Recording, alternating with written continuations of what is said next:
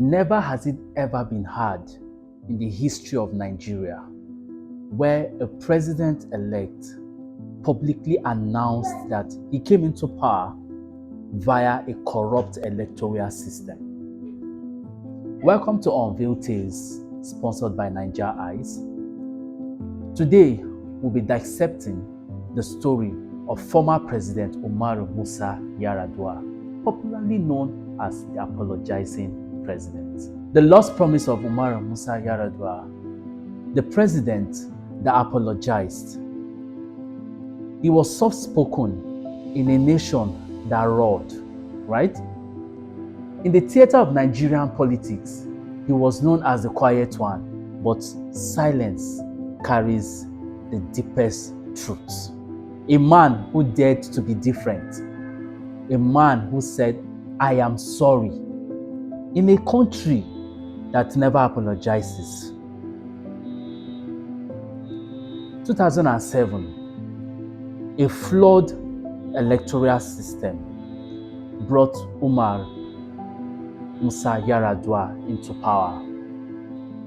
On the day of his inauguration, he publicly pronounced that he knew that his attainment to power was rigged, and that was how he came to power.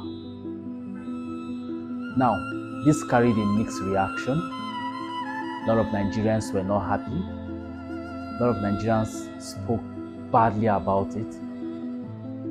But other Nigerians saw the prospects. This is the first time we're having a president who is educated hold on to power. This is the first time we're having a president who is well-learned, talk about his agendas and the visibility of attaining those agendas. So it became a debate. Some Nigerians wanted him. Some Nigerians claimed that, oh no, of course, he's corrupt, just like the way the system is corrupt. We shouldn't give him a chance. But guess what? He came up with the 7-point agenda that shook the entire nation. Umaru Musa Yar'Adua himself knew that upon this 7-point agenda, he will be able to achieve everything, given the yardsticks that the Nigerian economy was also backing him up.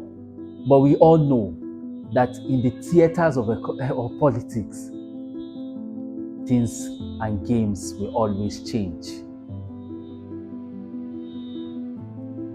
First of all, he came up with the 7-point agenda, who dimly spoke mainly around education, health, even amnesty, and this brought about the resurrection and the denouncement of the Niger Delta militants. Umaru Yar'Adua didn't hide behind power. Like I said, he came with the 7-point agenda: education, health, rule of law, wealth creation, Niger Delta peace. For once, we felt like we had like a thinker, someone who needed the lead. He brought amnesty to the militants, clean, calm, and gave Niger Delta hope. You and I knew that during the era, we had lots of Niger Delta militants who were terrorizing the nation, fighting for a cause. And that cause was the fact that they needed equal sharing of revenue that was coming out from the state. So because the government, as at that period of time, was not giving them that listening ear, they decided to form the Niger Delta militants. But Musa Yar'Adua, in his wisdom, knew that having this as one of his point agenda was very key to ensuring peace. So despite all, he stayed humble. He tried as much as possible to fix what generation had broken, but time was not on his side. And so therefore, in 2009, He disappeared from the public eyes. Rumors swirled. The presidency pretended. For months, Nigeria had no leader, no voice, no presence, just whispers coming from a foreign land, Saudi Arabia. He was a president in name only. Then came the night, 5th, 2010. The president was declared dead.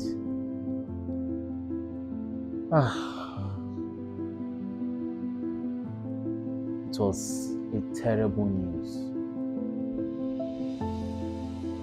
A shock wave spread across the nation. News picking up fragments of this report. Could this be true? Is the president really dead? Others were saying this is a rumor. A lot of people were waiting officially from the presidency to hear that truly the visionary, the hope that we Nigerians had was gone. Silence broke out. And just like what everyone expected, or few expected, it was publicly announced. The president, Musa Yar'Adua, is dead. Wailings on the streets, hopes dashed, youth in mourning, old men, old women crying because they knew that his reforms would bring equality even between the poor and the rich. They knew that his reforms would bring about food on the table for the common man. They knew that their children who hawk on the streets will be able to go back to school and become leaders of tomorrow. They knew that with all that had started with the Niger Delta, submitting their arms and declaring freedom, this was how everything shredded. Hopes gone. The president is dead. Who is next? Will every other person who will become the next president achieve half of what the president has achieved? Umaru Musa Yar'Adua. His visions for the people, can it be attained? You could hear rumors on the streets, people saying they can never have another president like President Umaru Musa Yar'Adua. His legacy, his visions has kept us together for this short period of time, and now he is no more. He didn't loot, he didn't rage, he didn't play God. In a land where leaders take power to the grave, President Umar left with dignity. They say the good die young, but maybe that is true. But the question is, why do the bad ones live longer? His legacy lives long. Taking away corruption. Nigeria didn't lose a president. They lost a chance. Where are we going to get another president like former President Musa Yar'Adua?